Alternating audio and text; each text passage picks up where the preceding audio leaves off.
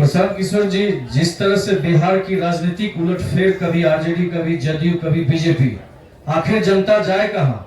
गांव का विकास नहीं हो रहा है, जिला का विकास नहीं हो रहा है, आखिर किस पर विश्वास करे जनता? जनता हमेशा ठगा जा रहा है। नहीं, देखिए, जो उलटफेर की बात कही आपने, उलटफेर राजनीति में कई लोग कहता है भाई तो राजनीति में चलता ही रहता है।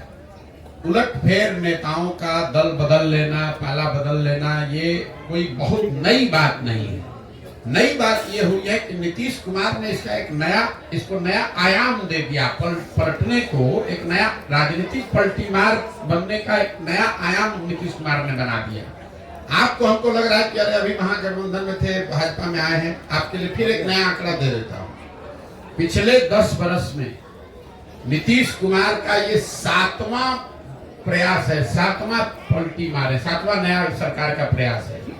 गिन लीजिए, 2012-13 में नीतीश कुमार जो महागठबंधन की एनडीए की सरकार में थे, जब मोदी जी को चेहरा बनाया गया तो 2013 में उस गठबंधन को नीतीश कुमार ने तोड़ा और माइनॉरिटी की गवर्नमेंट चलानी शुरू की। वो पहला प्रयास था।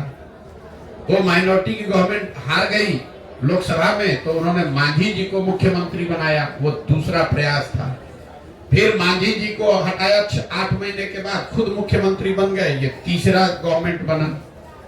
फिर महागठबंधन बनाकर चुनाव लड़े, वो चौथा हुआ। फिर महागठबंधन को छोड़कर एनडीए में भाग गए, वो 5वां हुआ। फिर एनडीए को छोड़कर महागठबंधन में भागे, वो 6वां हुआ। और फिर अभी छोड़कर वापस भाजपा में भागे। 10 वर्ष में 7 बार नीतीश कुमार पलटी मारे, या इन्होंने सरकार का स्वरूप बदला बिना वोटरों के सहमति के।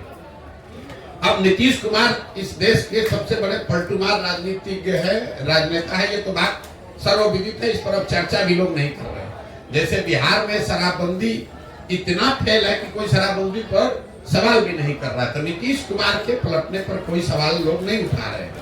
सवाल ये उठ रहा है कि भैया नीतीश कुमार तो पलटीमार हैं, लेकिन वो पलटीमार इसलिए बने हुए हैं कि जो दूसरे जो दल है, भाजपा और आरजेडी, ये भी उतने ही बड़े पलटीमार हैं। अब भाजपा को आप देख लीजिए, अभी कुछ ही महीना पहले अमित शाह आकर लौरिया में, हमको लगता है पश्चिम चंपारण में आकर चिल्ला चिल्ला कर बोले कि नीतीश के लिए है भाई जनता बिहार की सुन लो। किसी ने पूछा नहीं था, बिहार के पत्रकारों ने उनसे पूछा नहीं था, खुदे खड़ा होकर चिल्ला रहे थे, बिहार की जनता सुन लो, नीतीश के लिए सारे दरवाजे भाजपा के बंद हैं। चुनाव के बाद कोई सवाल ही नहीं पैदा होता है। चुनाव के बाद तो छोड़िए, चुनाव से पहले ही अपना उसको वापस ले लिए। ये आपको क्या दिखाता है? तो मजाक में लोग कह रहे हैं नीतीश कुमार अमित शाह दरवाजा तो ठीक है बंद किए थे, छिटकिनी लगाना भूल गए थे। ये बिहार की दुर्दशा क्यों है? ये बिहार की दुर्दशा इसलिए कि लोगों को 40 सांसदों का लालच है। हम लोग के लिए 40 सांसद ही हम लोग की दुर्गति का कारण बन गए। अफ्रीका में लोग बताते हैं कि जिस देश के पास जितना ज्यादा खनिज है, वहां उतना लूटमार है, उतना ज्यादा गरीबी है, क्योंकि उसी खनिज को लूटने के लिए सब गलत काम किया जाता है। बिहार की वही दशा है। यहाँ से 40 सांसद जीत कर दिल्ली जाता है, तो उस 40 सांसद के लालच में नेता और दल कुछ भी करने को तैयार है। आपने देखा वो दौर जब कांग्रेस ने इस पूरे राज्य को लालू जी के हवाले कर दिया। ऐसा नहीं कि कांग्रेस को मालूम नहीं था, दिल्ली में बैठे हुए लोगों को मालूम नहीं है कि बिहार में कितनी गरीबी, बदहाली या जंगल राज है।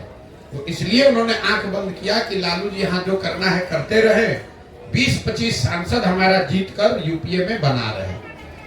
यही काम आज भाजपा कर रही है। जिस तरह बिहार को लालू के हवाले करके कांग्रेस ने छोड़ दिया था, उसी तरह भाजपा 30-35 सांसदों के लालच में नीतीश के हवाले करके और दिल्ली में बैठे हुए।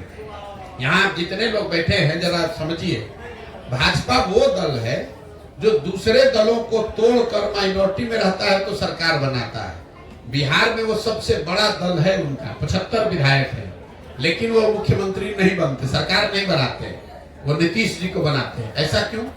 ऐसा इसलिए कि समीकरण कहीं गड़बड़ा ना जाए। 35 को सांसद जो दिल्ली में गया है उस पर आंच न आ जाए। बिहार अगर कत्लखाना में जाता है तो जाए, और बिहार की गरीबी का हम मजाक उड़ाए, बिहार के लड़के जाकर गुजरात में नौकरी मजदूरी करें तो उसको लाठी से मारे, गाली दे, बिहारी कहे। और मोदी जी जा रहे हैं अभी 13 तारीख को वहां सेमीकंडक्टर का लॉन्च करने फैक्ट्री, और यहाँ चंपारण आएंगे तो चीनी मिल के चालू करने पर भी कोई वक्तव्य जारी नहीं करेंगे। बिहार में आएंगे तो राष्ट्रवाद का बात होगा, हिंदू मुसलमान का बात होगा, राम मंदिर का बात होगा, लालू के जंगल राज की बात होगी। ये बात नहीं करेंगे कि बिहार में चीनी का मिल चालू कब होगा, बिहार के बच्चों को यहाँ से पलायन करने के लिए कब रुकना पड़ेगा।